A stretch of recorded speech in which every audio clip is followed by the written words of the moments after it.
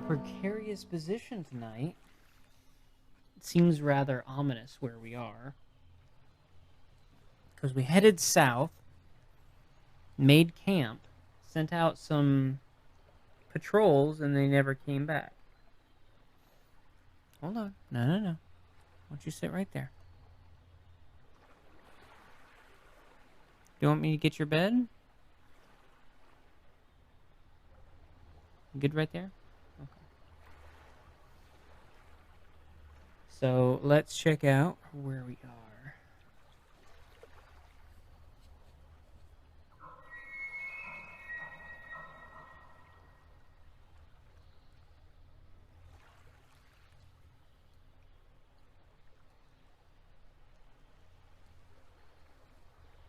So remember we were at 139 here. Said you send 3 of your men into the valley with orders to scout the highway and its forested borders for bandits. Before the scouts leave, you remind them to report back within 2 hours. You are hungry and must now eat a meal or lose 3 endurance points. In spite of the fatigue, your men are now alert and ready for action. For it has been over 3 hours since your scouts departed, and not one of them has yet returned. A little distracted. That's alright. Welcome in slow. So, essentially,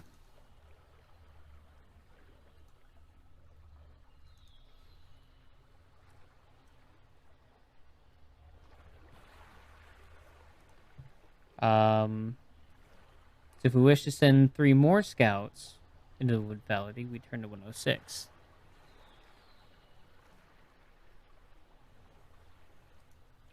Now, if we wish to wait until dawn, before investigating their disappearance, we turn to 3:30. And if we decide it's far too dangerous to stay here, we can still ride east towards the town of Eshnar by turning to 92.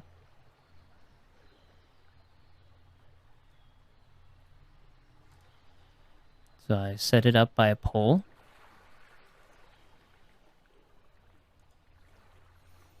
So we can either send 3 more men, see what happens to them. We can wait a little bit longer before they get back.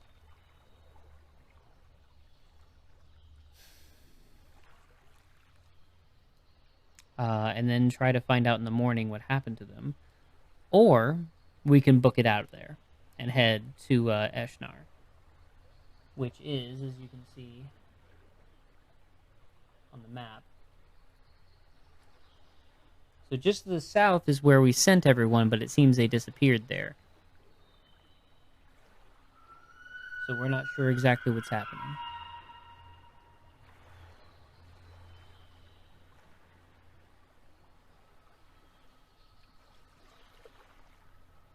We have 1 for sending 3 more men and 1 for heading east.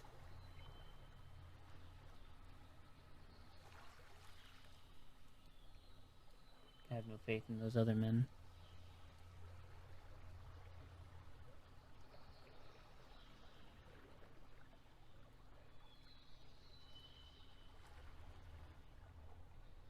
We have now 2 votes for 3 more men.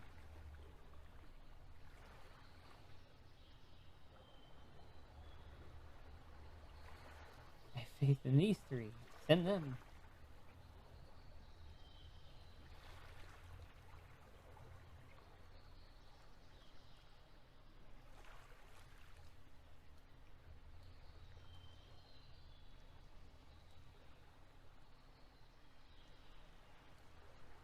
What the heck is happening?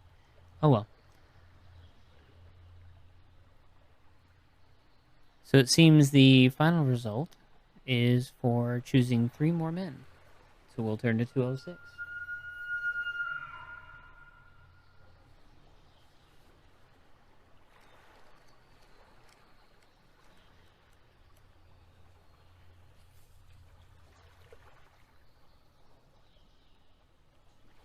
Is that right? I'm 39, right? Yeah, 3 more men is 206. Okay. As the first light of dawn breaks over the eastern As the first light of dawn breaks over the eastern horizon, you scan the mist-shrouded highway for any sign of life. None of your scouts have returned, and your remaining 4 men are visibly anxious. With marauding bandit hordes to the north, hostile mountains to the west, and a 2 days' ride to the nearest town to the east, your choice of action is limited. If you wish to enter the valley by the highway, turn 82. If you wish to enter the valley under the cover of the forest, turn to 226. So essentially,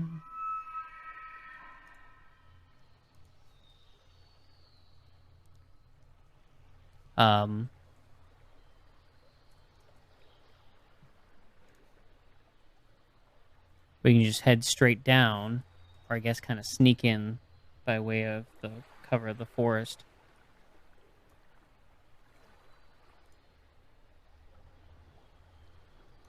There we go. I guess highway would just be the most direct route. Whereas the forest, I guess we might see if any ambushes are there. I'm not exactly sure.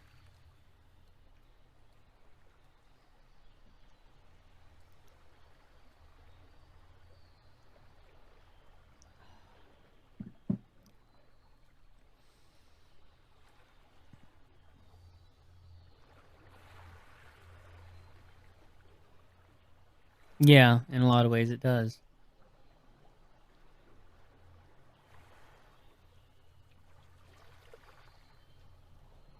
We're going back into the unknown scary.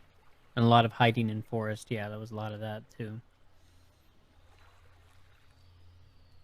Well, it seems the overwhelming vote is for the forest. 5 viewers, 3 for forest. That makes the decision, essentially. So, forest it is, turning to 226.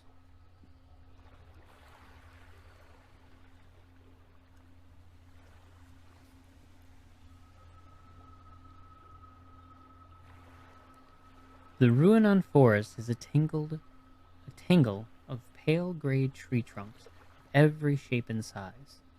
Passage through these densely packed, mist-enshrouded trees is painfully slow on horseback, and you are soon forced to dismount and lead your horse by the reins.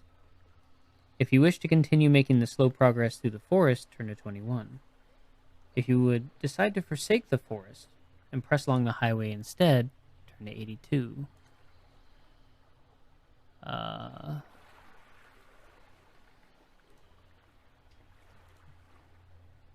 So it's essentially the same choice. Do we continue with the forest?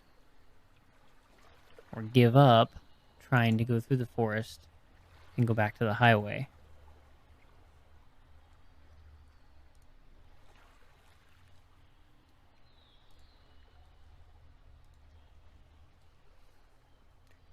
I don't necessarily know if speed is a factor here. But we are down to 4 men. Because the rest were a distraction for the horde. And, would, I guess, circle back and make their way back to town. And then we had with us 4, 3, and 3, so we had 10 men. We're down to 4 now. Give up.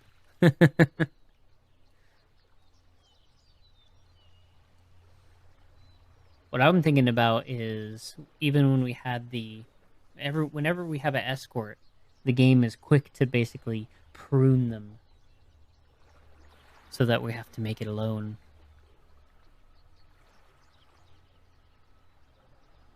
So the choice is now up for forest or highway. To continue or to give up and go to the highway. Or rather, give up on the forest specifically.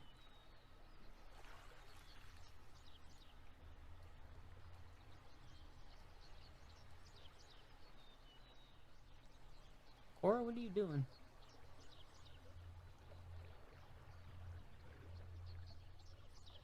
Can't make up her mind whether she wants to go into it or not. You got a few seconds left on the vote.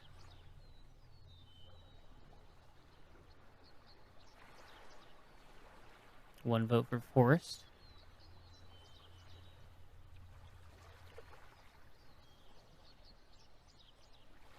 Okay. Choice is forest, so let's continue making our slow progress through the forest. Turning to 21.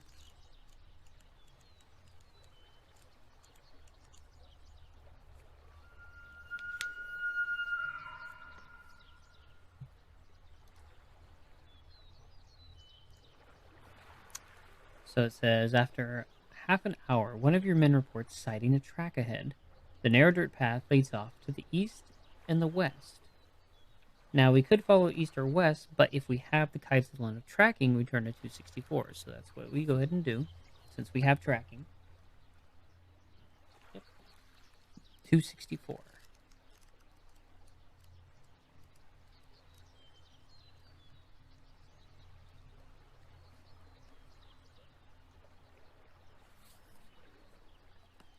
Your Kai sense enables you to identify the hoof prints disappearing along the path towards the east as those made by the Summerlending cavalry horse.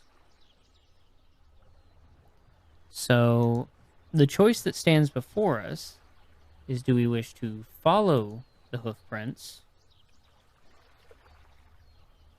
of those that went before us, or head in the opposite direction from them?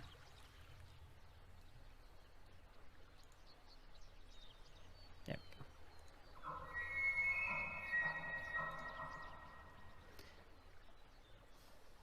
Because we can either maybe find out what happens to them, or avoid the same fate, I suppose, is the two paths of logic here.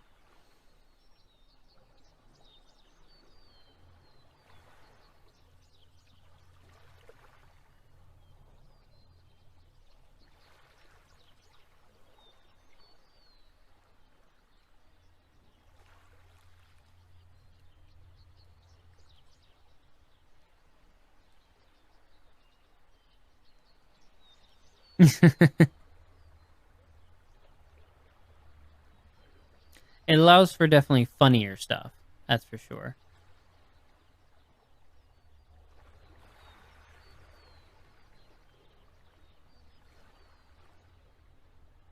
I would definitely think the polling system comes in handy for if there were larger groups of people.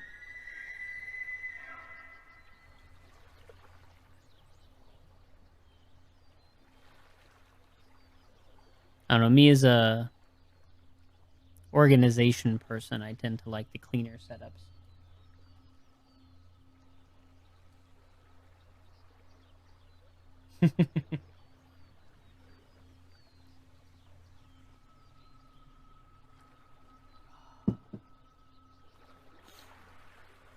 Well, the choice seems to be for follow.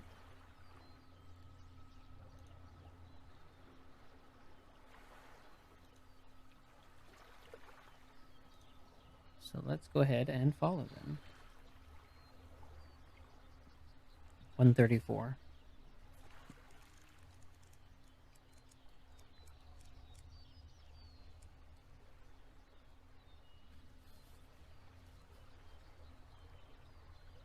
You soon arrive at the entrance to a mine. Two sets of footprints disappear into the gloom of the tunnel, and, judging by the shape and size, they were made by two of your missing scouts. You shout into the mine, but there is no reply to your call.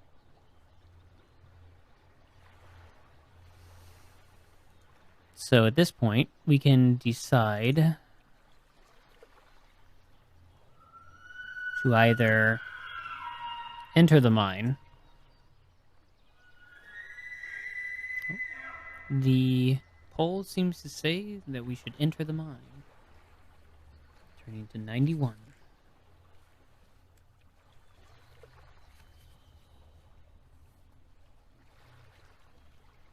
Losing OBS, but I don't want to design my own frames and everything like you did. No, that's fair. I mean, sometimes you don't need to. My Tuesday stream is actually based on something Stream Elements already had. I just kind of tweaked it a little bit to fit.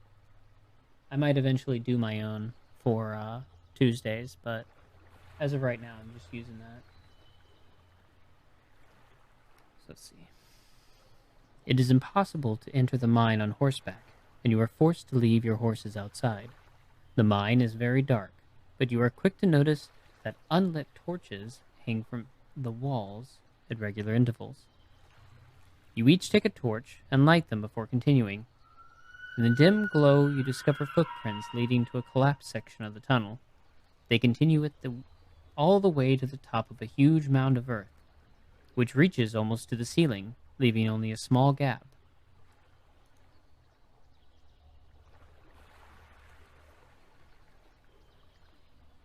You just use a stream and theme in Streamlabs. Right on.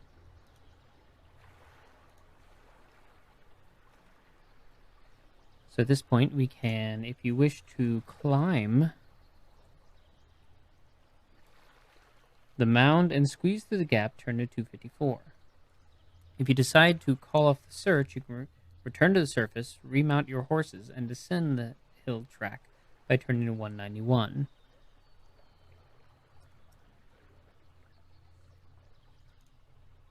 You're giving us a lot of opportunity to call it off.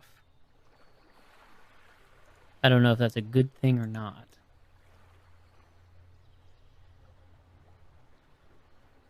But we already have a vote to climb in. It's like, we're in it all the way. Haven't seen anything saying we shouldn't. Alright, choice is to climb. 254.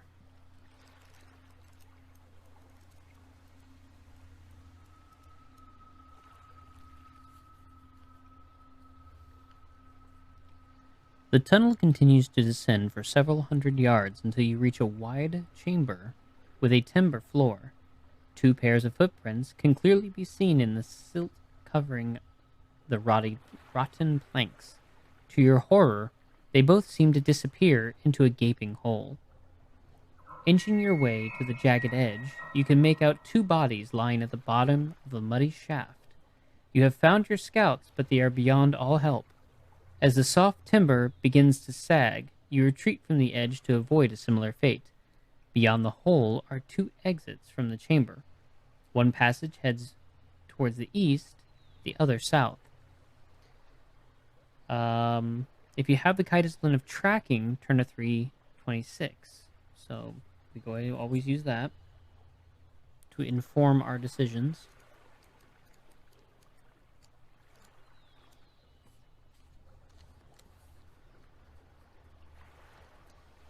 You suddenly realize that you have entered a remote section of the Makin mines via a disused passage from the foothills of the Makin Range. For hundreds of years, the ore of the range has been the blessing and the bane of thousands drawn here to seek their fortune. Men have either found wealth beyond their wildest dreams or have perished without a trace in the labyrinth of cold, damp tunnels. You know that if only you can locate a section of this mine that is still in use, you'll be able to follow its tunnels all the way to Ruinon itself. As Ruinon lies to the south, you decide to take the south passage out of the chamber. Turn to 101. Guess that's what we're going to do.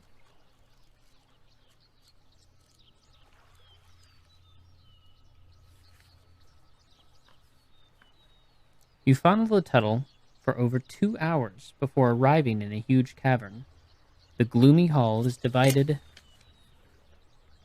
by an underground river that disappears into a wide archway in the south wall. On the opposite bank, you can make out the shape of another passage leading to the west. A small rowing boat is beached on the side of the river, and two pairs of oars are discovered behind the moss-covered boulder to which it is tied. If you wish to row across to the other bank and take the west tunnel, turn to 343. If you wish to take the boat and continue south via the river, turn to 115. So, it seems the focus is on going south. But only if we want to go by boat this time.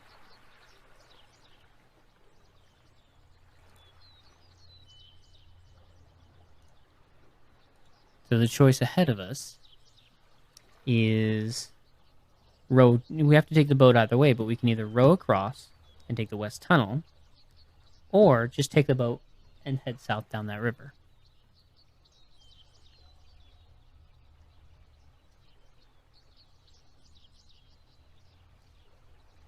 The choice is yours.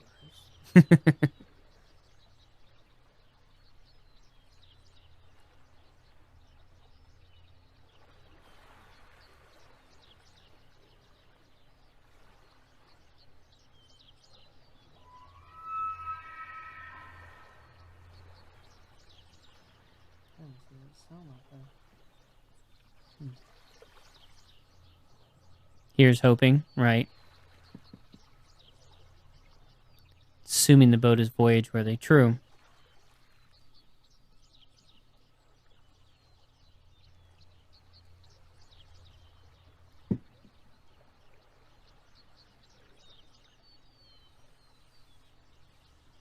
Ooh, creaking and cracking.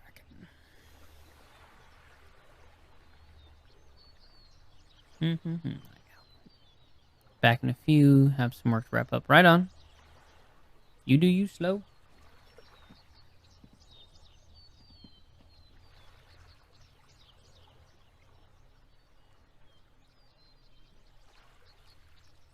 Seems today is going to be a quiet day. Sometimes we'll have one. Sometimes we'll have like 5 or 6 people all chipping in. So it depends.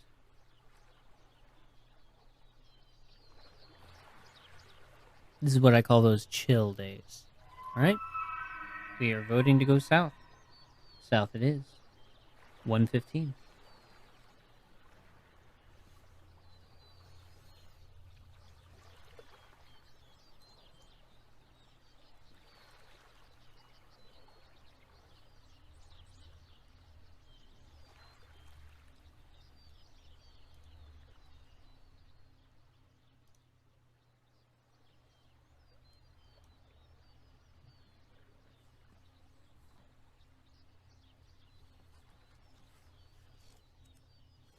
So where am I? 103, so 1:15 is over here.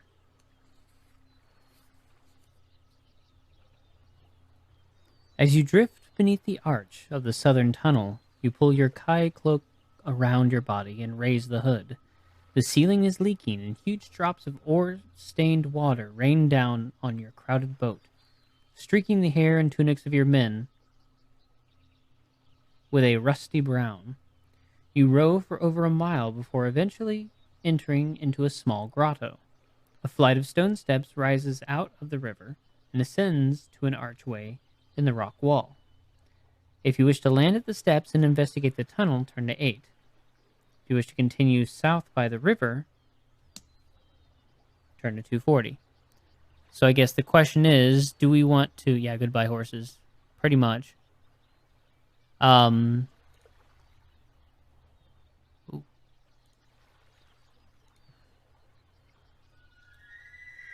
Guess the choice here is, do we want to stop real quick and investigate what that is? Or just ignore it and keep heading south? So it looks like we're turning to 8.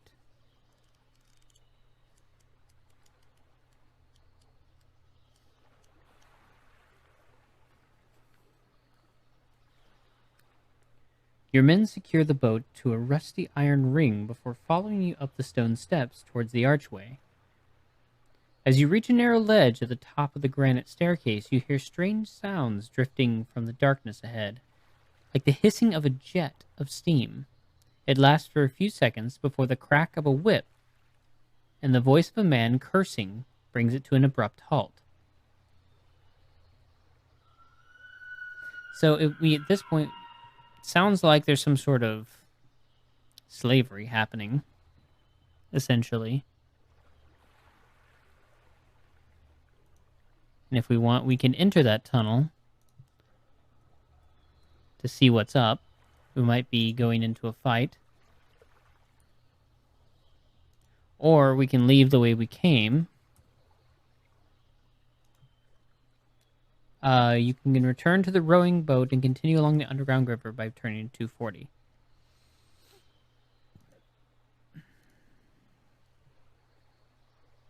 All right, one vote for entering the tunnel. Secret tunnel, secret tunnel.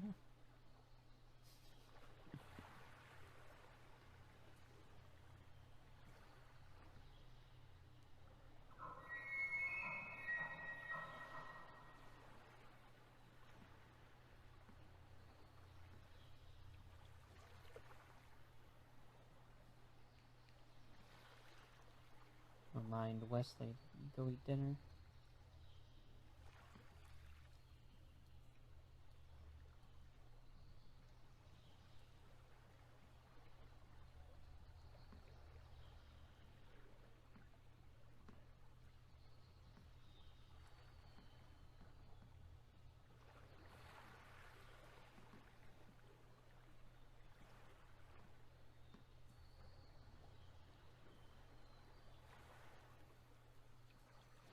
Secret, secret, secret, secret tunnel.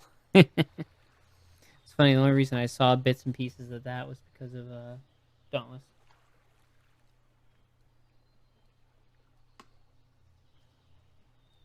I didn't really ever watch it.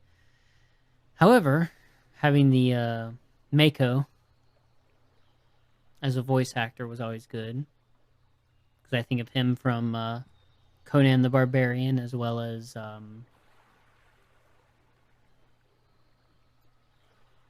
the voice for the shape-shifting demon, the main bad guy in Samurai Jack. I want to watch both series in totality. Wow. No, we're going to vote to enter. Okay. 151. So I'm guessing the other series is Aku, that's what it was. Aku, the shape-shifting demon of darkness. A foolish samurai warrior, wielding a shape-shifting master of darkness, wielding a magic sword, wielding a shape-shifting master of darkness, wielding a foolish samurai.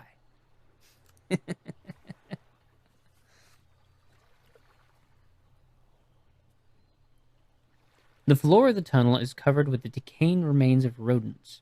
The sound of cracking bones makes you wince with disgust as you and your men step gingerly through the foul-smelling debris.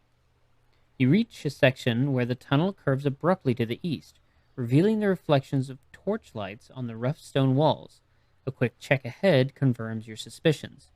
Two armor-clad warriors stand guard at a well sunk into a torch-lit chamber. I can talk. If you wish to signal to your men to attack the guards, turn to 320. If you wish to try to lure them into the tunnel and capture them alive, turn to 197. Now that's interesting. Do we just try to fight and kill them, not really knowing anything? Or do we try to, I guess, not allow them to alert the guards and then maybe interrogate them? So it's attack or lure. There we go.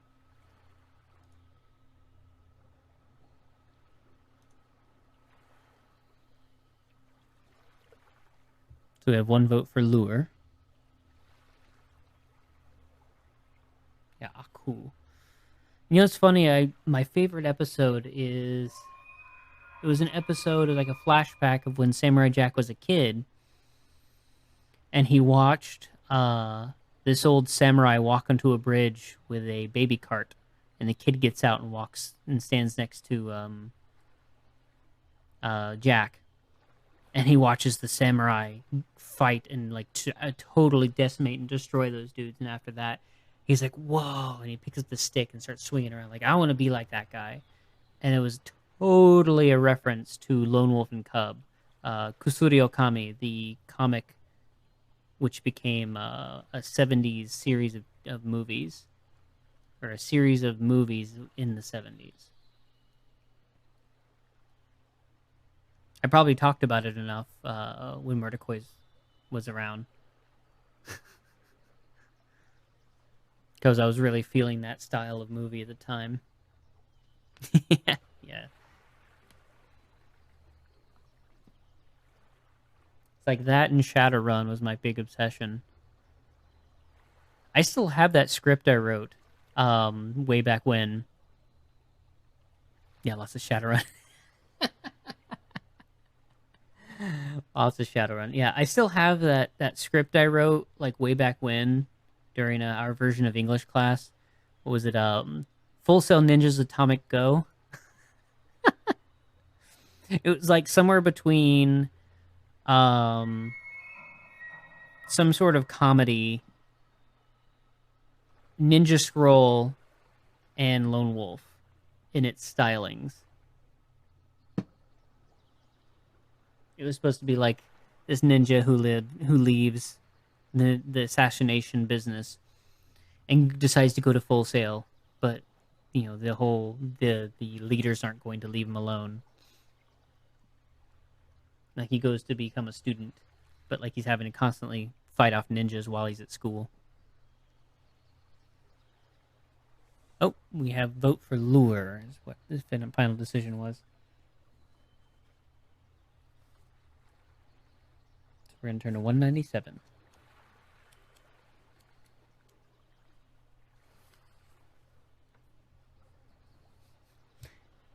What is it? No, that's what it is. It's Ninja Scroll meets Disney, Disney Channel. That's what it is. You toss a rock along the tunnel to attract the guard's attention. It works. Within seconds, you can hear footsteps approaching. You attack. The guards barely have time to gasp, and your men leap out of the darkness and overpower them. Once disarmed, their hands are tied, and they are herded back into the well chamber. If you wish to search them, turn to 268. If you wish to question them, turn to 76. If you wish to leave them and continue on your way, turn to 64. That's kind of weird.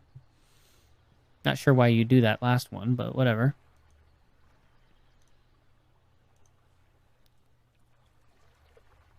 So, searching and questioning sound important, but I'm not sure which, like, if you do one, you can't do the other.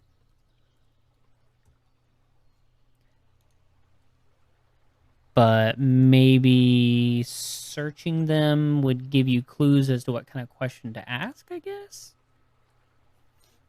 Plus loot, but I'm a loot whore. So I don't know. Search, question, leave. Questioning is definitely the main goal, but maybe we'll also find some answers to any questions or leading questions by searching them. So I don't know. Yeah, I want to search and question too. But yeah, I mean, you may be able to do both. Oftentimes you can do both. Like you question, it's like, okay, now that you question them, do you want to search them? Or you search them, now do you want to question them? I don't know. Looks like search it is. So let's start with that. 268. Wow.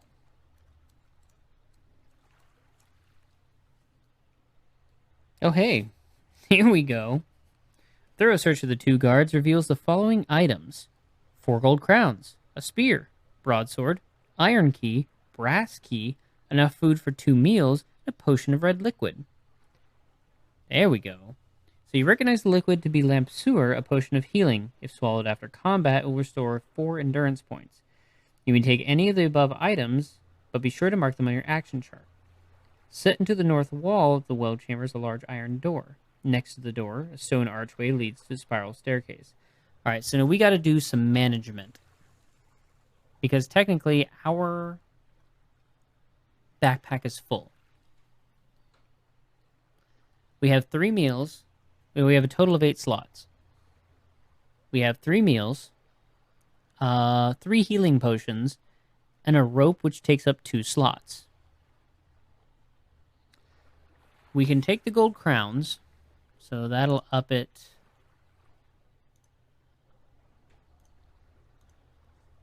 to 31.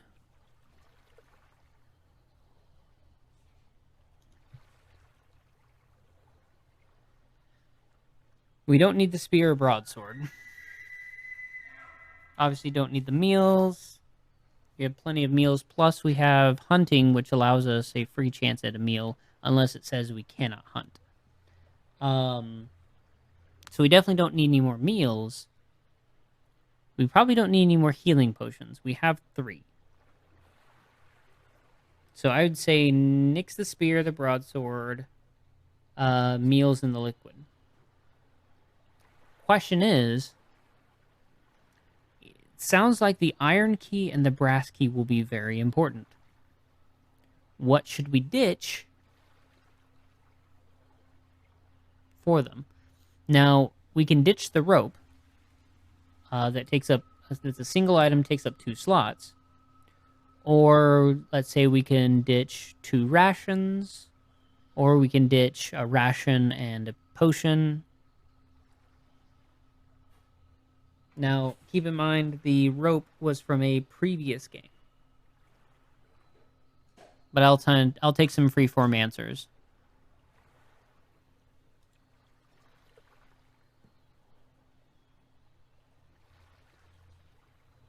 But either way, we need to make 2 slots available.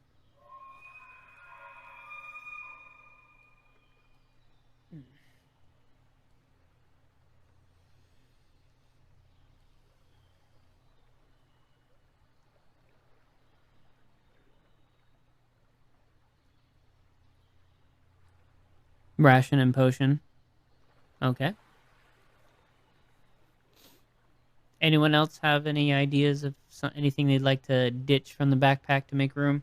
Because it doesn't say that the keys are special items. Since they're not special items, they require slots in the backpack. Yeah, it's saying that the keys count as normal items, not backpack items. Or, like backpack items, not special items. So yeah, we do have to make room. You got everything you need, buddy? Okay. Yeah, if you want to. Don't forget to get yourself some milk, too. Yeah. Hello. Wait, where's the camera? Oh, the camera's here. Oh. The microphone here. Okay. Hello. Goodbye. He's gotten big, hasn't he?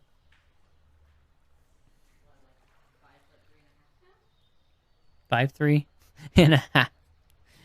Every half an inch you can get. It's like from Pete's Dragging. Yeah, he's starting to crack. Every little piece. Every little piece. It was actually a really dark song in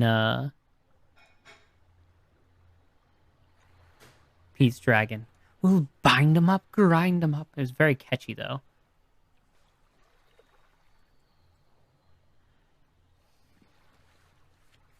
So, iron key.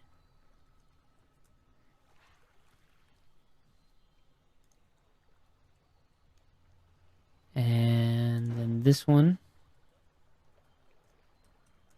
Brass key.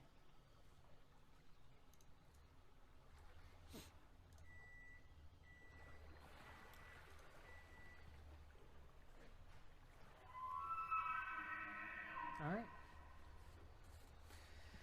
Now, at this point, set into the north wall of the well chamber is a large iron door. Next to the door is a stone archway, which leads to a spiral staircase. So here's where the new choice comes in. You need to come up with like a macro key to create new poles. Probably a way to do that. So we can either examine the iron door. We can ascend the spiral staircase or descend the spiral staircase.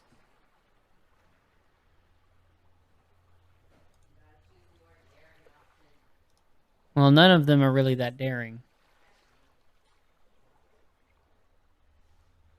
It's just more of a, well, which one seems to be able to get the job done. Or checking out a door. There's door and then 2 directions on the stairs. Iron door it is. So we're going to turn to 118.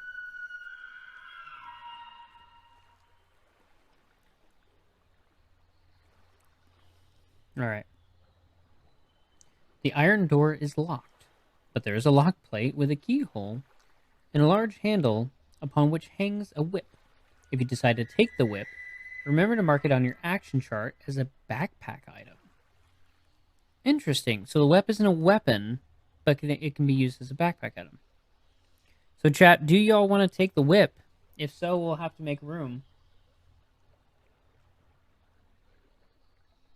Technically, we can use a rope as a, or a whip as a rope or something. But we'll either have to get rid of the rope, one of the Lampsir potions, or one of the rations if we want the whip. Red sun here all the time. Ugh, that sucks.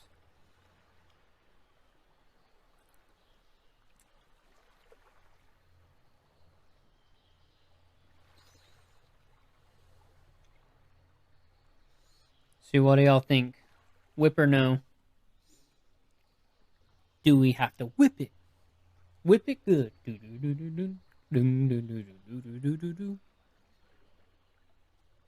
Yeah, then we'd have an extra slot on top of it all, yeah. Correct that whip. Licorice whip.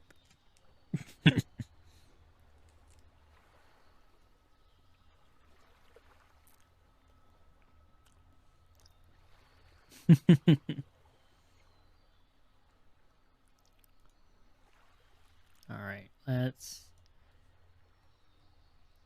in that case nix the rope.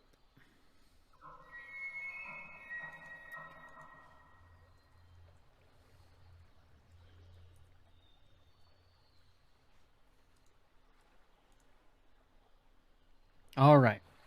So now at this point we're at the iron door. Best worst song in history.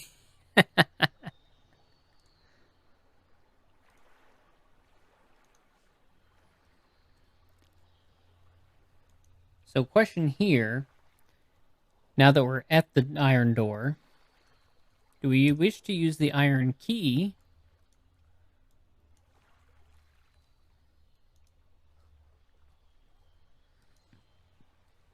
or not bother opening it and go ascend the stairs or descend the stairs? Essentially the same question as before, but this time it's locked.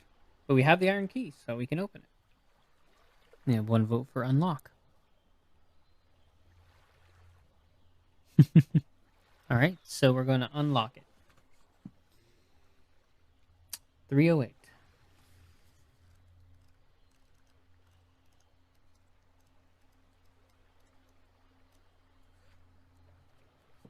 Oh my.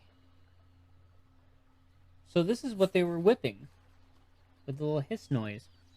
You turn the key and push open the iron door. Immediately a loud hissing fills your ears, like steam escaping from a geyser. A cat-like creature leaps out at you from out of the darkness, knocking you to the ground, its eyes glowing with green fire and its fetid breath scorching your face. It's an Elix. As you struggle to free yourself from its powerful fanged jaws, more of these creatures bound through the open door and attack your men. You cannot evade combat, and you must fight this beast to the death. Well then. Mordenkainen, hold our place. So 17 and 30. That's not bad. It's not an undead. Curse my hubris, right? I think we'll be alright. It's only 17 for attack, which means we'll have a +9 to our combat ratio, so that'll be fine. So we are at 26 combat skill. +9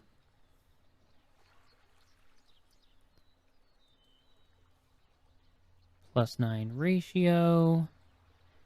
They have a 17. And they have 30 hit points. 30 endurance points. Alright. So let's go to the combat ratio chart. So we're at a +9. So a 9 or a 0 will get an insta kill.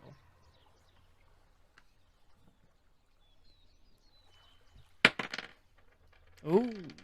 9! Look at that! That's a good way to start things off, chat. Insta kill.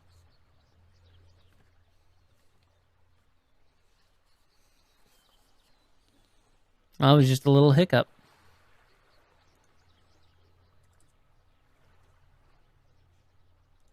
Boop. It did. Turn to 127.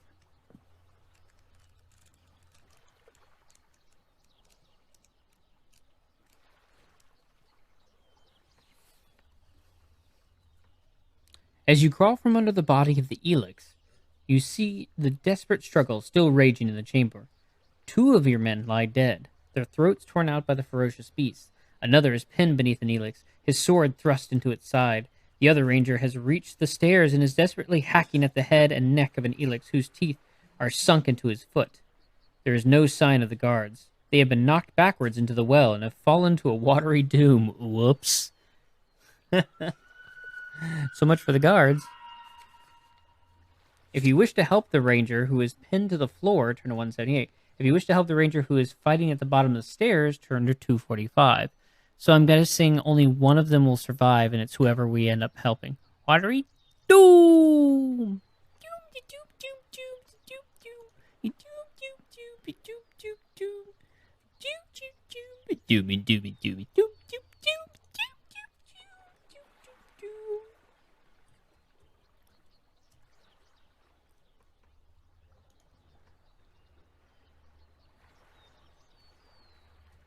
Let me sing a doom song now.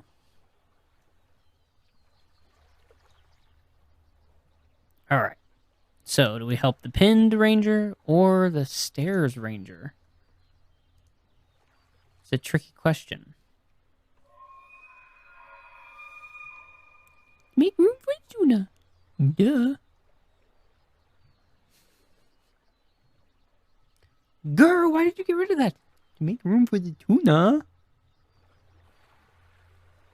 I miss you, tuna. Or is that, I miss you, cupcake.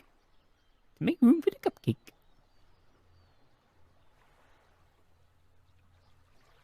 Sucking on feet full of tuna. He didn't even need to eat.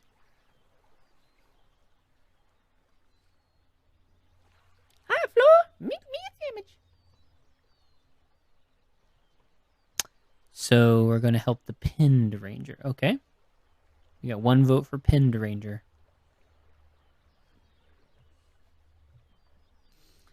I think I'm going to go for a run after we finish this tonight.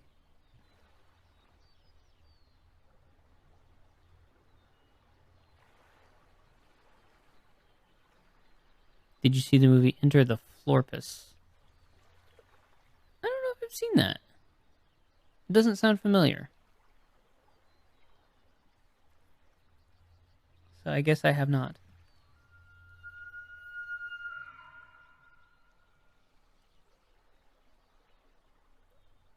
The 2019 Invader Zim movie? What? I didn't know they made one. That's crazy. I'll have to look into that. Oh, cool. The coinage is showing up on your name. There was another. Yeah, I had no clue. Murdercoys, so because of the bits, I don't know if you've seen, you've got another badge. It's a silver coin. It's specifically the silver coin called a shard, which is the silver coinage of Waterdeep. So the copper is a nib, then it's silver, and then gold is the dragon. Because it looks cool. Yeah. And then I think there's one below that. I'm trying to remember.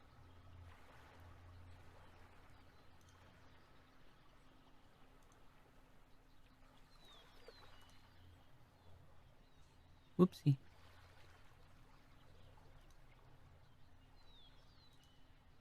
So he chose the pinned ranger, okay.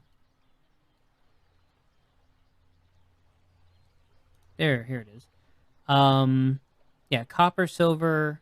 Oh, that's right. I need to work on the Electrum one because so the 1K doesn't have one yet because I have to work on the Electrum badge, and then after that is the Gold Dragon, and then I have more to work on after that. But I don't think I'm gonna get to 5K anytime soon from anyone.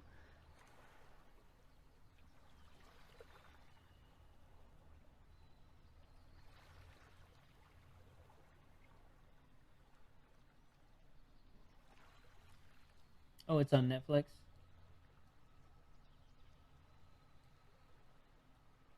Vasco is part of it. Yeah, I saw him. Written by him. Oh, that's good. You get free Hulu with Spotify. See, I get free Hulu because of Sprint. But apparently there's levels of Hulu. Like, I get access to some things, but then, like, Dauntless has, like, the paid Hulu, and you get even better things. It's weird. Okay, so we're going to help the pinned. It's floor 178.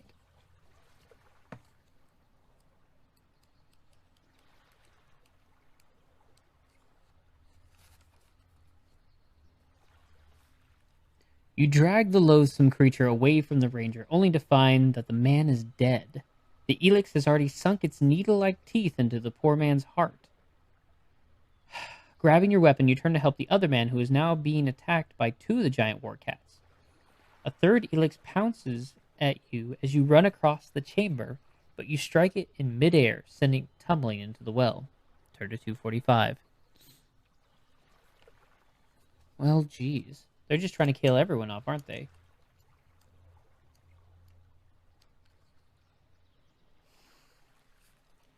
Two well-aimed blows are enough to dispatch the hissing elix. The ranger has collapsed and is nearly unconscious through loss of blood. His right foot is almost severed at the ankle. You know that he has only a few minutes to live, and there is nothing that you can do to help him. Your other man is also now beyond all help. So all we can do is ascend or descend now. Well, that sucks.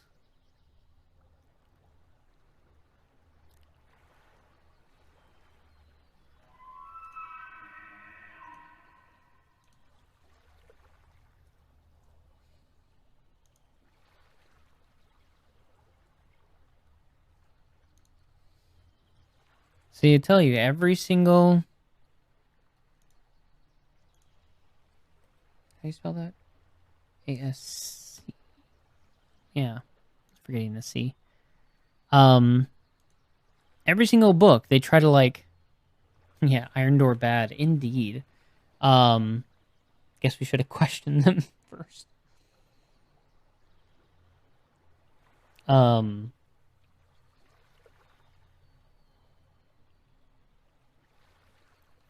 Mine is ad supported, but Windows Hulu app uses Chrome under the hood, and my Chrome has uBlock Origin installed, so I get no ads. Right on.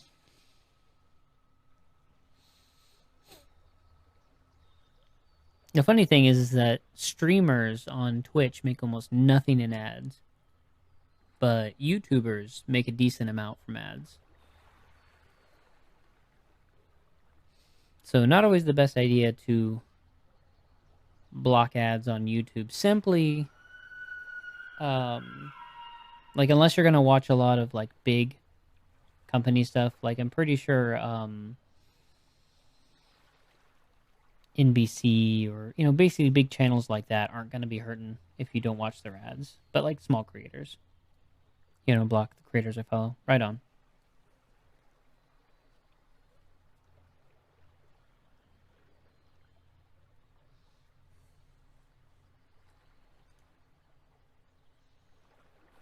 So far, we have one vote for Ascend.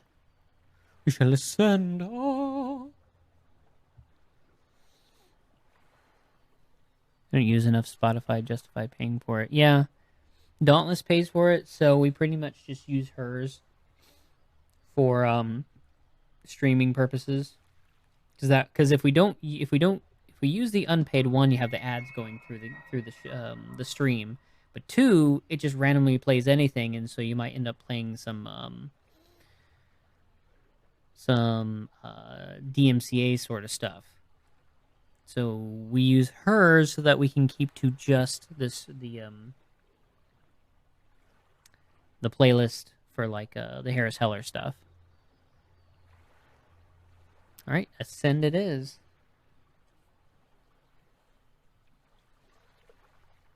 $346.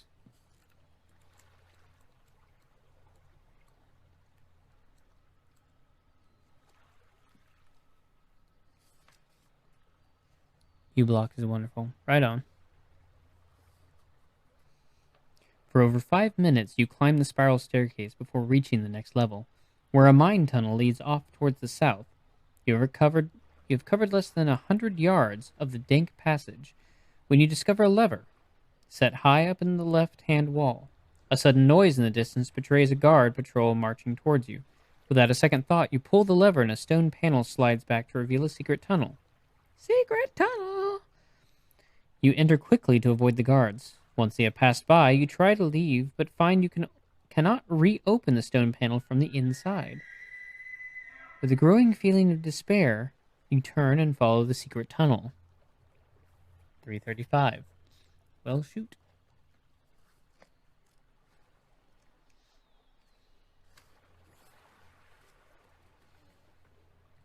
The tunnel soon emerges into a large chamber divided by a deep mine shaft.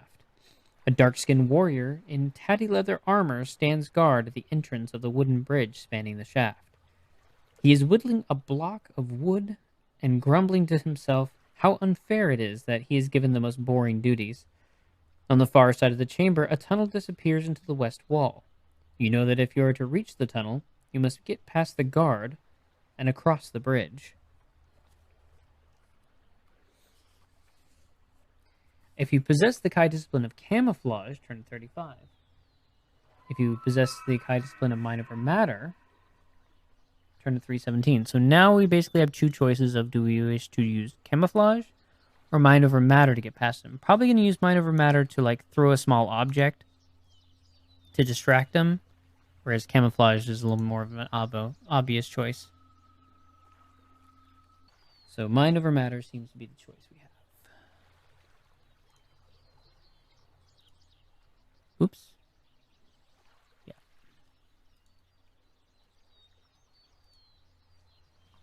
So let's turn to 317.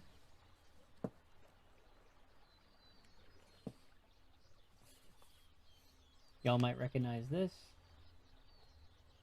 from the trailer. You concentrate your powers and direct them at an outcrop of loose shale overhanging the shaft of the opposite side of the chamber. In seconds, there is a crack of slate, and stone as part of the outcrop crumbles away and falls into the gaping mine shaft. The guard is startled by the sudden noise and leaves his post to investigate. Without a moment's hesitation, you dash across the now empty bridge and disappear into the tunnel beyond. Turn to 348.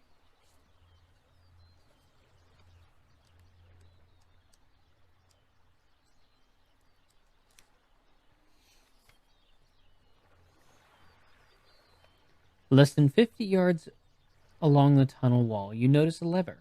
Your Kai instincts make you naturally suspicious of this unusual feature, and you scour the floor looking for evidence of a trap. You find nothing, but a glance at the roof reveals the underside of a wide portcullis hidden between two beams. You pull the lever, and the portcullis falls, sealing off the tunnel behind you. To make sure you will not be followed, you smash the lever with a wedge of stone before continuing along the tunnel. Turn to 185.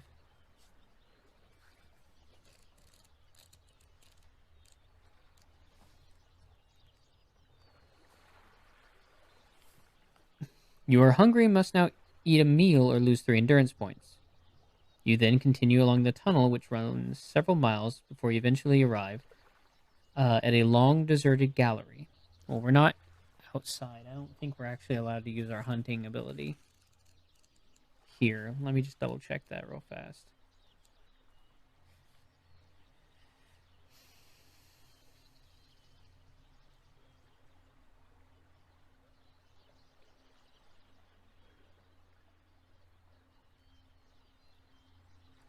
Okay. We'll have to use the meal we have.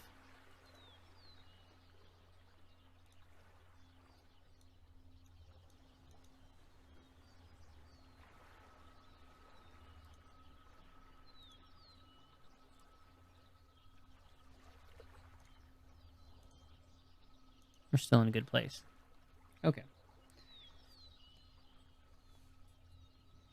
You are hungry, must eat meal, or lose 3 endurance points. You then continue along the tunnel, which runs for several miles before eventually arriving at a long, deserted gallery.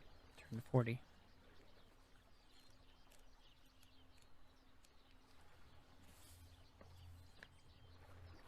A line of empty ore wagons lie parked along a stretch of track that disappear into the west wall of this gallery. Above the arched tunnel, a flight of wooden stairs leads to a smaller passage lit by a spluttering torch. A spluttering? That's an interesting word.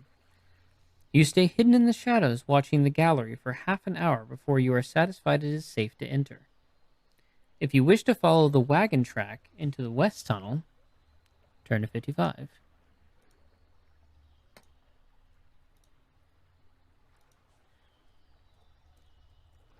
If you wish to climb the stairs to the balcony and explore the passage, turn to 291.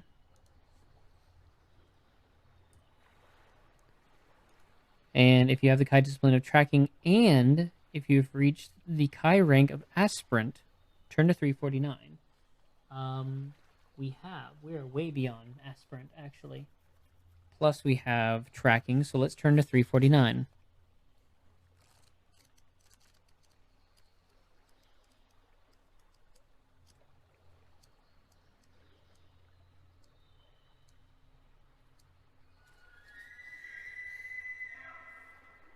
Judging by the smoothness of the stone door and the condition of the ore wagons, you deduce that this gallery must service a major section of the mines.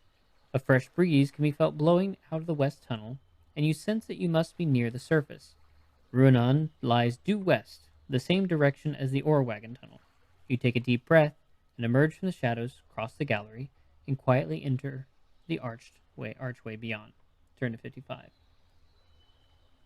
The book. She's on the move. Yeah, we're really going. 55. A lot of labyrinthine sort of stuff going on here. It's like we have our mission. We start off. We have a few choices. We ditch everybody one way or another. And then we labyrinth our way around. And then we get to the main objective. Isn't that the way? As you make your way across the torch-lit tunnel, I'm having such trouble with that for some reason. Torch-lit tunnel, you pass several ore wagons bearing the same design branded upon the wooden sides. A cross mullion above the initials OV. So this is the cross mullion OV. You recognize the seal of Oren Vanelund, the Baron of Ruanon, and it confirms the fact that you are headed in the right direction. Suddenly, the sound of approaching footsteps begin to echo along the tunnel ahead. They become louder, accompanied now by shouting and the crack of a whip. If you wish to dive into one of the empty ore wagons, turn to 161. If you wish to hide in the shadows of the rough tunnel wall, turn to 286. Hide in shadows. That's like a classic thief skill in 2nd edition, 1st edition D&D.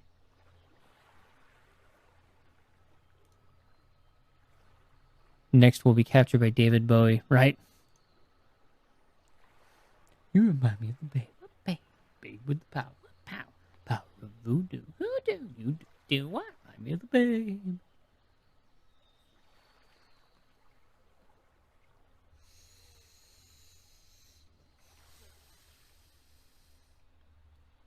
She's made it to the oubliette. Quiet. She shouldn't have made it that far.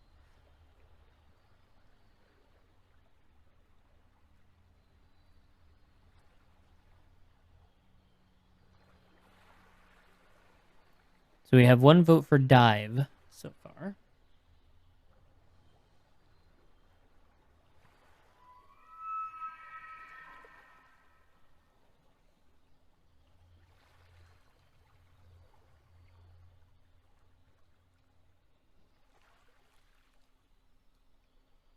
I guess that puts us south of where I was thinking we are now.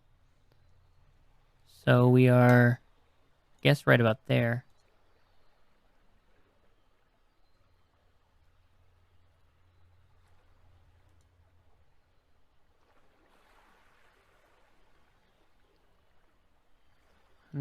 Yeah, I should definitely need to work on the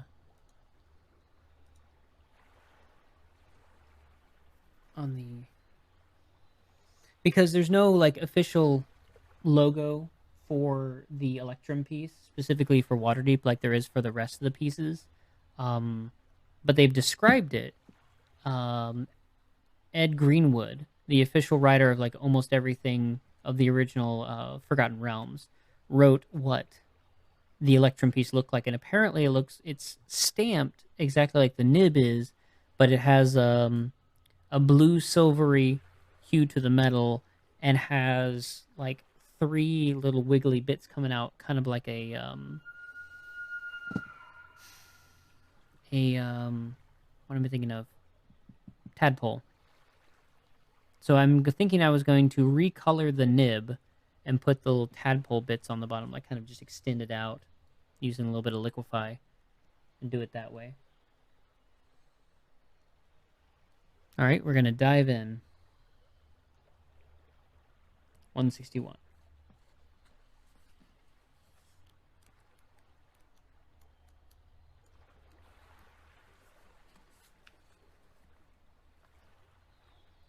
Raising the hook of your Kai cloak, the hood of your Kai cloak, you crouch in the bottom of an empty ore wagon and wait for with bated breath. Through a gap in the wood, you see a haggard procession of men shuffling toward you. An escort of bandit warriors pushes them forward, beating any who falter or slip out of line. You feel a sudden jolt as your wagon is pushed along the tunnel and glance up to see a sweat-streaked face peering down at you. Run left when I say go, whispers the face, then disappears over the edge of the wagon. As the wagon emerges from the tunnel, sunlight suddenly floods over you. Through the crack, you can now see your destination. The wagons are being shunted to a timber gantry where the track ends some 50 feet above a huge mound of ore. Your observations are cut short by his command, go.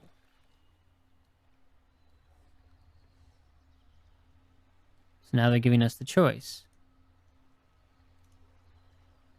He told us left. So if we wish to leap from the wagon and run to the left, turn 27. If you wish to jump from the wagon and run to the right, turn to 144. I'm gonna guess we die if we go to if we go right. Like we'll like run straight into something.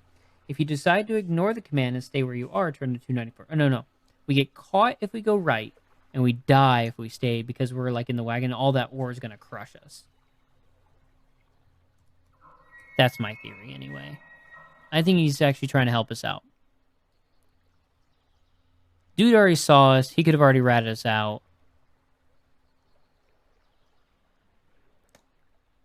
So I'm assuming he's genuine.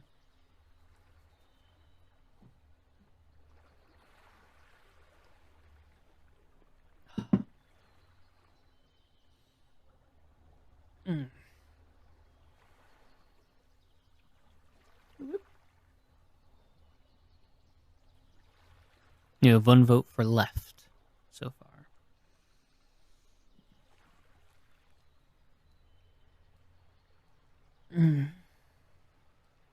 Maybe you thought it'd be funnier to get us caught this way. I mean, yeah, you could have the person who's like super malicious, but usually, like when it comes to bandit folk, they're like, "Ha, gotcha!" They don't care. They're like just more brutish. Left is where he told us. Yes, left is where the direction he told us to go. What's his name from Dark Souls?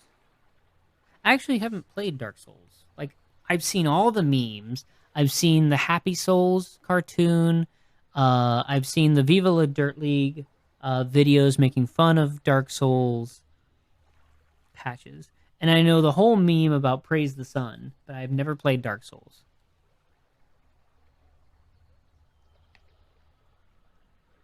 This was written before Game of Thrones.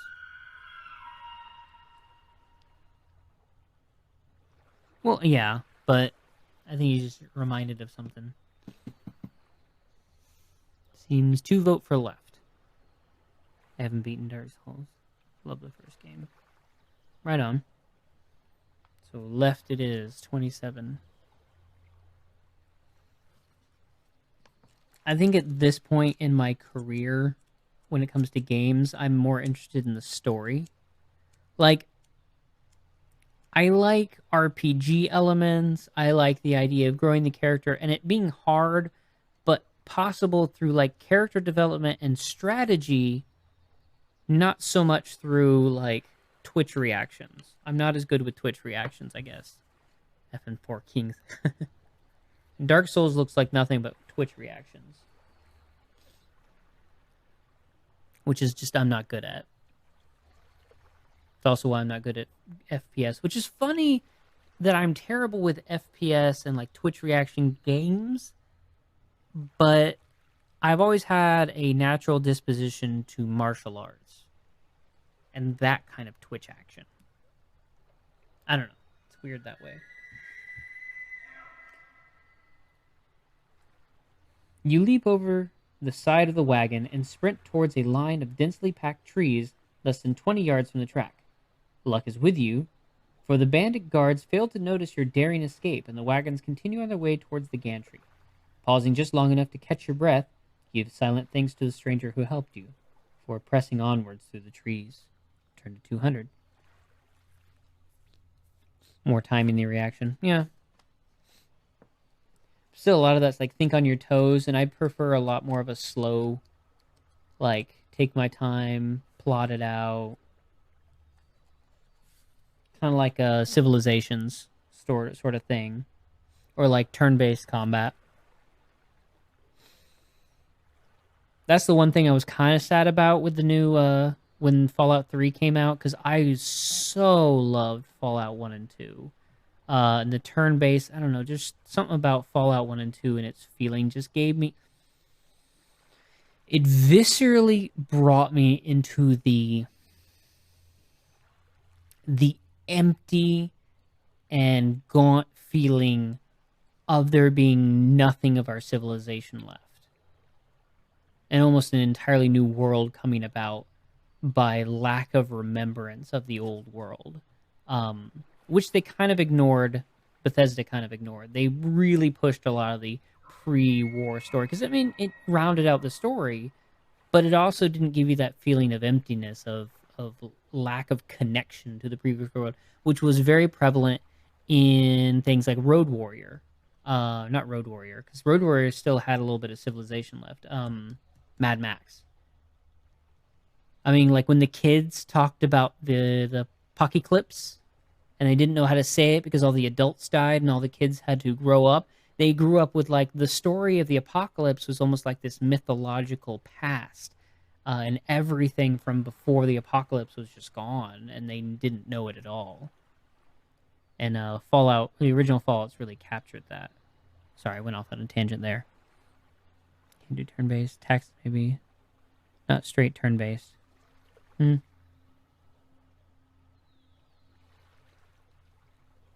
quick at patterns.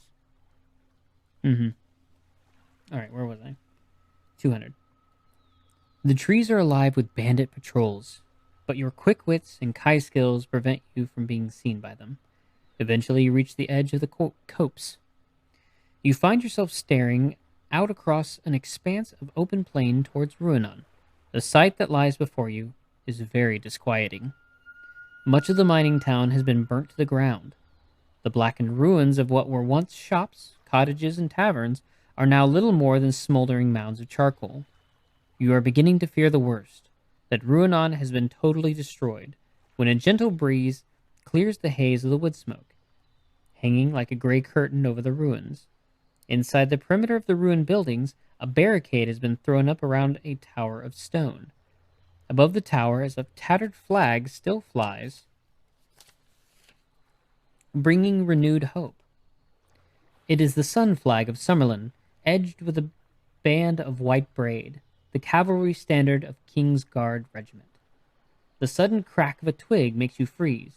You glance behind to see 3 bandits creeping through the trees towards you. The wide steel tip of their spears glint. They seem to be coated with a clear, sticky fluid. If you possess the Kai discipline of hunting, or if you've ever visited the Gorn Cove, turn to 45. If you wish to fight the bandits, turn to 133, and if you wish to evade them, you must run across the open plain towards Ruinan, 800 yards away, turn to 307. We have hunting. I don't know if we've been to Gorn Cove. I don't remember that. But we have hunting, so we turn to 45. I think the Fallout 3 is much richer in the writing than the voice acting. Fallout 4 too. And to see, for me, it's New Vegas all the way. Because the story there, it harkens back to the original storyline, especially since it was made by the same people who made Fallout 1 and 2. Obsidian was originally Black Isle, and Black Isle did the original Fallouts. So we're going to turn to 45.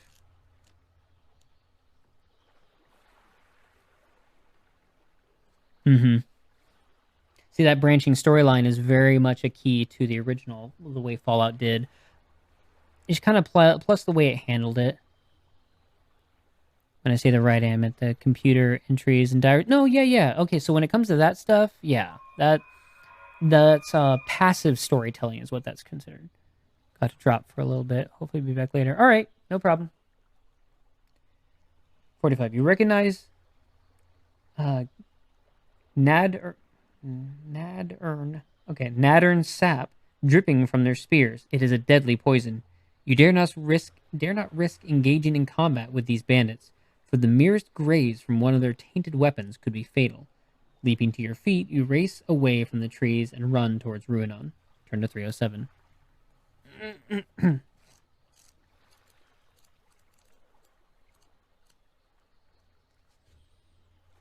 I think we'll call it about 9:30. I still have to have a little bit of dinner as well. And plus, we got a pretty early start, so I think we're doing pretty good.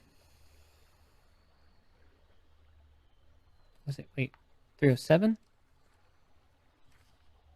Yeah. Super sleepy. Right on. So, yeah. So, if you're feeling sleepy, Murdercoy, you know what? Let's go to 9:15. How about that? I think that's a good middle ground. Because we're definitely about to get to find out what happened. From all along the forest edge, groups of bandits emerge from the trees, whipping and scolding their bullying sergeants for allowing you to escape. This spurs you to quicken your pace, and you cover the first 100 yards with ease. Then arrows begin to fall around you. You duck and weave, making yourself a difficult target for the archers, and gradually the falling shafts dwindle in number. You smile at their futile attempt to stop you. Wow.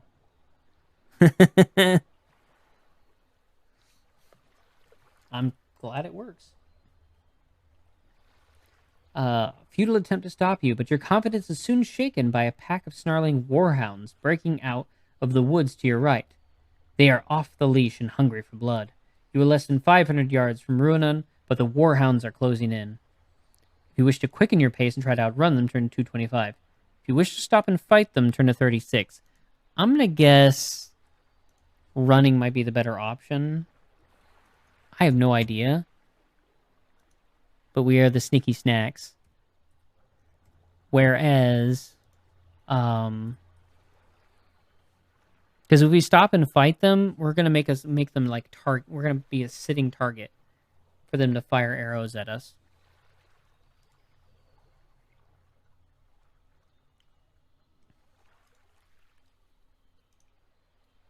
Yeah, outrun. Right.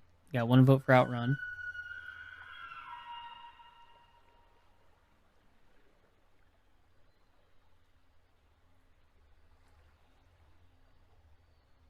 Besides, if we get close enough, it says about 500 yards.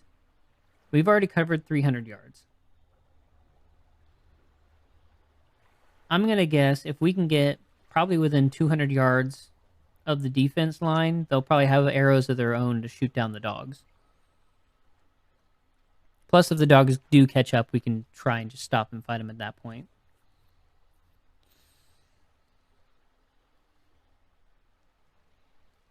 Hopefully it'll let us. Dang old Elix.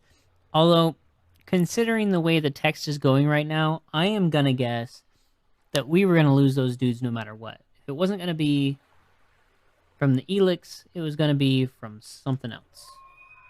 Like maybe they were gonna be shot by the arrows as we run, you know?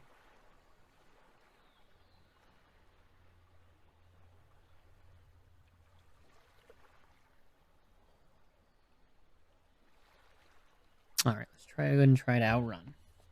225.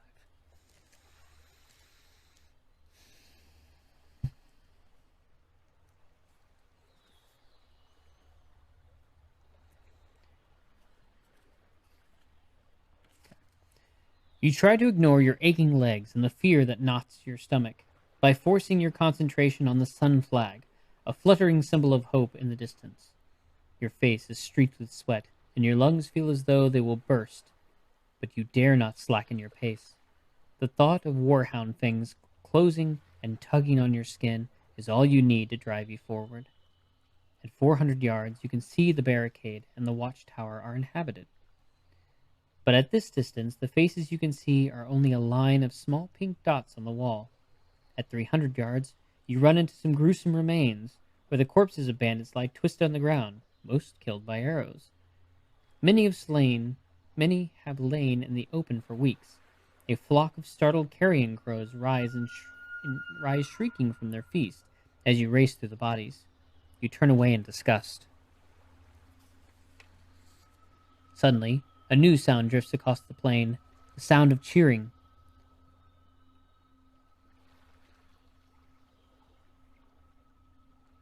That is a weird word. The Bela Gizzard Defenders. How do I even say that word? Beleaguered. No, wait, that's a different... Is that really beleaguered? Now I feel dumb. I don't think I've ever seen the word beleaguered spelled.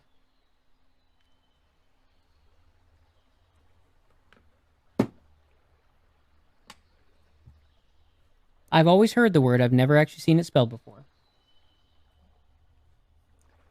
The beleaguered defenders have spotted you and recognize your green Kai cloak. 200 yards to go. You have just passed the ruins of a burnt-out cottage when you feel an agonizing pain tear through your left thigh. An arrow has pierced your leg, and you pitch forward into the mud and ash. Crouched in the ruined cottage, a bandit sniper raises his bow and takes a careful aim at your head. Oh no.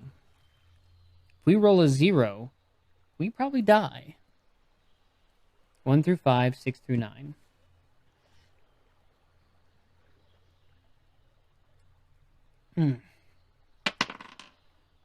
We rolled a 1. 1 through 5, turn to 20. Let's see what happens.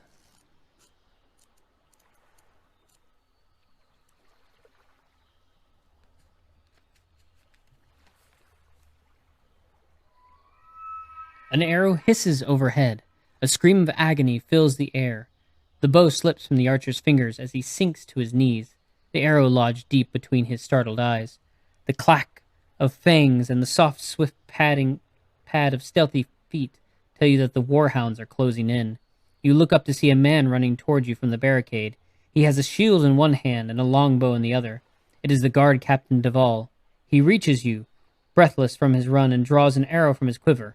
Duval aims and fires, drawing another arrow from his quiver. As soon as the first is loose, the warhounds tumble and crash to the ground around you, felled by Duval's deadly shaft. 8 lie dead before his quiver is empty. The captain grabs you by the arm and swings you over his shoulder in one swift motion, carries you back towards the barricade.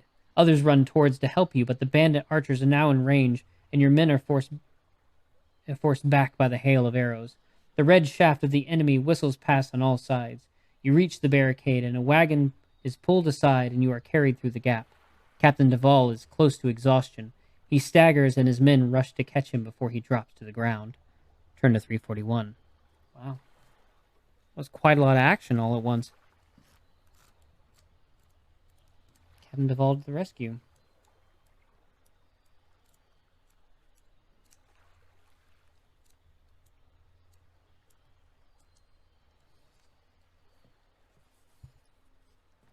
A circle of unshaven faces are staring down at you.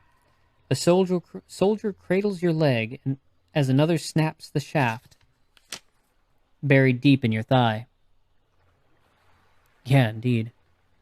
It was very heroic. But before you can even cry out in pain, he has drawn the arrow from your leg with one swift tug. You're very lucky, Kai Lord, he says as he bandages a handful of lampsuer to your aching limb. The wound is clean and the bleeding is but slight. You lose 4 endurance points, but the soldier's quick thinking and skill have saved your leg from infection. With great care, the soldiers carry you both you and Captain Duvall into the stone watchtower. Turn to 116. Guess what? We lost 4, but as soon as we turn to 116, it'll go up 1.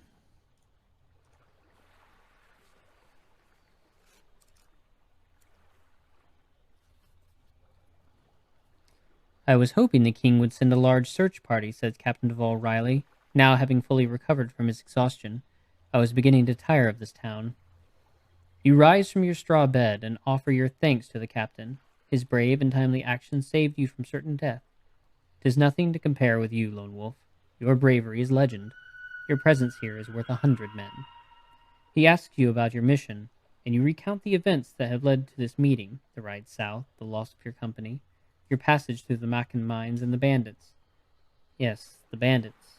Baraka's men, retorts Duval, his gruff voice conveying his contempt for them and their leader. It seems we have both suffered at his hand. A month ago, he and his Vasagonian renegades ambushed my troops on the Ruanan Pike. We were sorely outnumbered, and the fight was indeed bitter, but we broke free from them and escaped here to Ruanan. We have been beleaguered ever since, and praying for help to arrive. We have enough weapons to resist them, but we have barely enough food and water to survive. You ask what has become of the people of Ruanan. Most are now slaves. Baraka has taken the mines, and uses the Ruanese as forced labor. Other than yourself, only one man has escaped from the mines and survived the warhounds and the bandit snipers. That name is Baron Oren Vanelund. Come, I shall take you to him. Duval leads you to the topmost chamber of the watchtower and pushes open an iron-shod door. The sight that greets you fills your heart with sorrow and pity. 318. There's that word again, right? Yeah. Beleaguered twice now. At least I know what to say when I see it.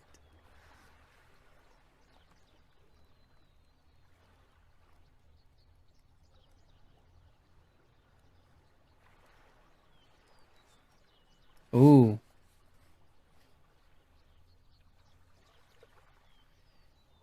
Oren Vanelon is the 15th Baron of Ruanan, a noble warrior of royal lineage, and the 5th in succession to the throne of Summerland. This once proud and chivalrous warlord now lies upon the cold stone floor of the chamber, red-eyed and whimpering like a frightened dog. He has lost everything, says Duval quietly. Baraka has destroyed his castle, his land, his town, and his family. His sons are dead, and his only daughter has been taken captive by Baraka himself. I fear the ordeal has turned his mind. So turning the mind is actually a term for just kind of going crazy. Imagine the sane part of your brain and the insane part of your brain turn. I think is where the terminology comes from anyway. The pathetic man raises his tear-stained face and with feeble voice mutters a curious rhyme over and over. When a fair royal maid on the altar dies, the dead of Macan Gorge shall rise. If you possess a scroll, turn to 279. We do possess that scroll. That's very important.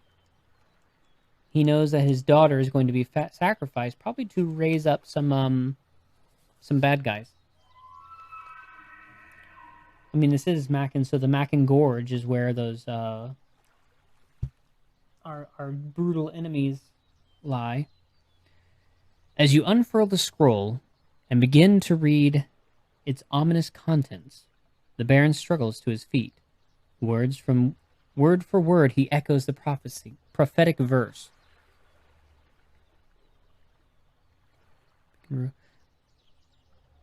I don't remember the name. Oh, Vecna. No, you're thinking of that guy. There's a similar name.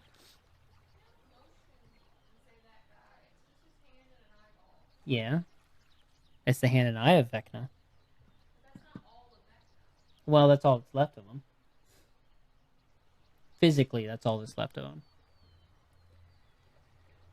When the full moon shines o'er the temple deep, a sacrifice will stir from sleep the legions of a long-forgotten lord. When a fair royal maid on the altar dies, the dead of Mackengord shall rise to claim their long-awaited reward. To read the rest. You must save her, Lone Wolf. You must prevent the sacrifice. The Baron's voice is choked with emotion. Save who? Who must he save? Questions Captain Duval as he tries to calm the distressed Baron. My daughter, Madelon. Baraka has found the dagger of Vashna. Oh, Vashna, that's who you're thinking about, the main Dark Lord. So you were on the right track. He found the dagger of Vashna. Vespa? Seriously? Finally, we saved the princess, right? He plans to sacrifice my daughter upon the altar of Macken to release the undead of Mackengorge. The Baron explains that during the age of the Black Moon, King Ulnar of Summerland killed the mightiest of all the Dark Lords of Vashna with the Summer Sword, the Sword of the Sun. His body and the bodies of all his soldiers were hurled into the bottomless abyss of Mackengorge. He plans to lead the dead to victory, first to conquer Summerland, and then all of the last lands, he says in despair. You stare at the Baron in a stunned silence. If Baraka completes the sacrifice, all is lost. What mortal army can stand against the legion of the dead? Captain Duval ushers you from the chamber and closes the door. I feared he was insane, but your scroll confirms my worst nightmare. He speaks the truth. As the dreadful significance of the verse begins to sink in, your thoughts are broken by the shrill blast of a war horn. Captain Duval strides over to an arrow slit and peers out across the plain. As he turns to speak, you notice his face is ashen gray. The bandits, they're launching an attack.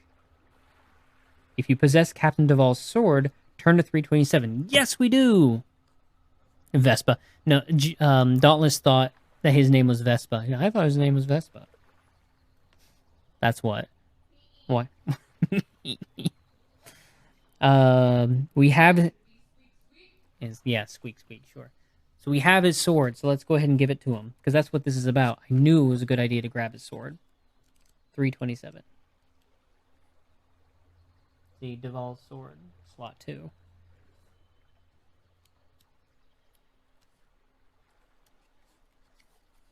You draw the sword and offer it to the captain. A look of surprise and delight crosses his face as he examines the blade. I never expected to see my trusty steel again. It is a good omen for the battle ahead. Thanking you, the captain sheathes his sword in its scabbard, that until now has hung empty from his belt. Turn to 289. So we will knock that off of our list.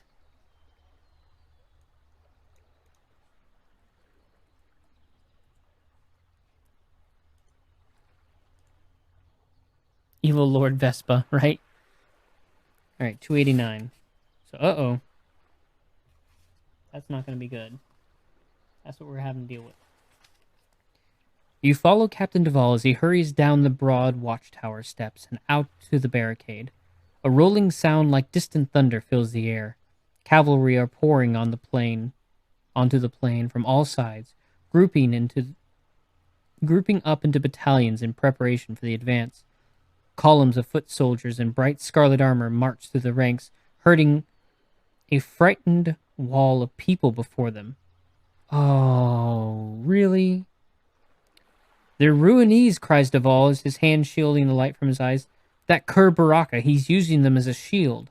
All around you, the captain's men have drawn their bowstrings, awaiting his signal to fire. But it's an order he dare not give. Suddenly, a hidden catapult hurls a mass of black rock through the air. straight towards the barricade. You stare in horror as it bursts into flame and disintegrates, showering a rain of blazing oil on everyone beneath. The soldiers cannot evade the deluge, and many are badly burnt before the flames are smothered. A battle cry resounds from the enemy ranks, the signal to attack. The Runese are pushed aside and trampled by the onrush of Scarlet warriors, who now race towards the barricade. The blazing oil has scattered Duval's men, and the barricade is poorly defended. You hear Duval shout your name. His cloak and tunic are ablaze as he is screaming for your help. If you wish to help the captain, turn to 5.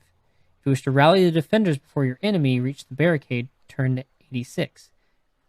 If you've reached the Kai rank of Warman, you possess 8 Kai disciplines, turn to 255. So 255 it is.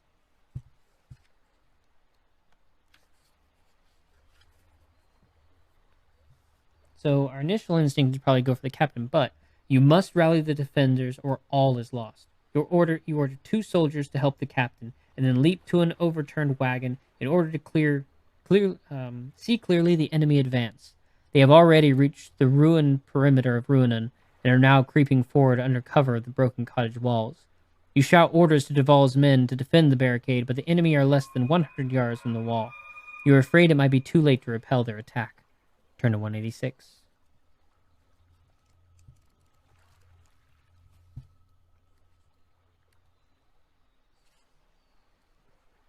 The Vasigonian bandits break cover and charge, and you give the order to fire.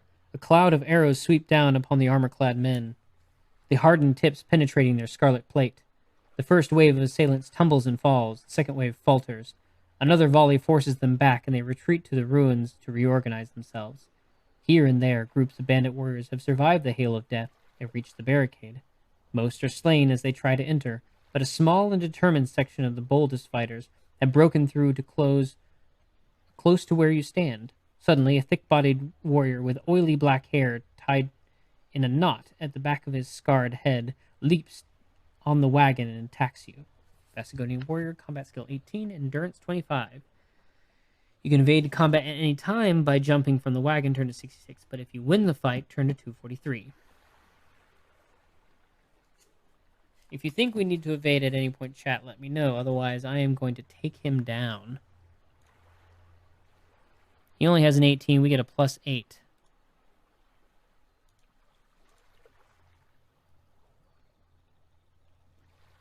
So 26.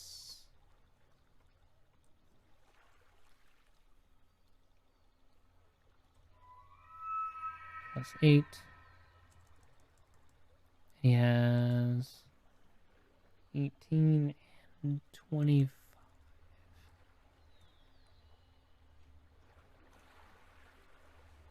Okay. Ordenkind holds our place. Okay, so we're at the +8 row. So only a 0 will give an insta-kill. But shoot. 2 rolls of 6 and 7 would get us a kill too.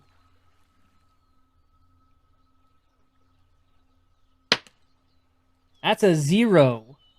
Y'all see that, chat? Insta-kill. That's what I'm on about. Yeah, normally it's bad, except in combat it's good, because it goes 1 to 0. In this case, 0 does count as 10. He just went from 25 to 0. That's an insta-crit. Okay.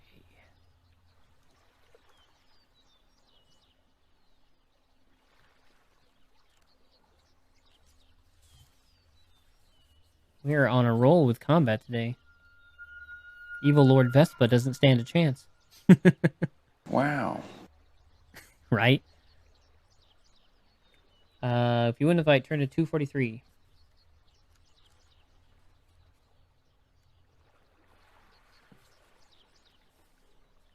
Duval runs past the wagon, leading a dozen of his best swordsmen in a countercharge and driving the enemy all the way back to the barricade. None escape alive. Those who survive Duval's swordmen are cut down on the plain by his archers as they run towards the ruins. The shout of victory has barely died away before you are faced with a new threat. Turn to 124.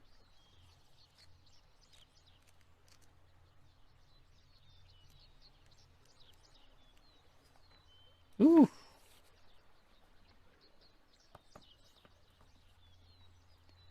A manlet. A large shield on wheels is being pushed slowly across the body-strewn battleground towards the barricade. Arrow shafts soon bristle from its thick wooden planks as Duval's men fire their bows time and time again in an attempt to hit the shielded foe. Suddenly, a robed figure darts from behind the manlet and levels a black staff at the barricade. He is cut down by an arrow, but not before he lets loose from his staff a guttering ball of flame.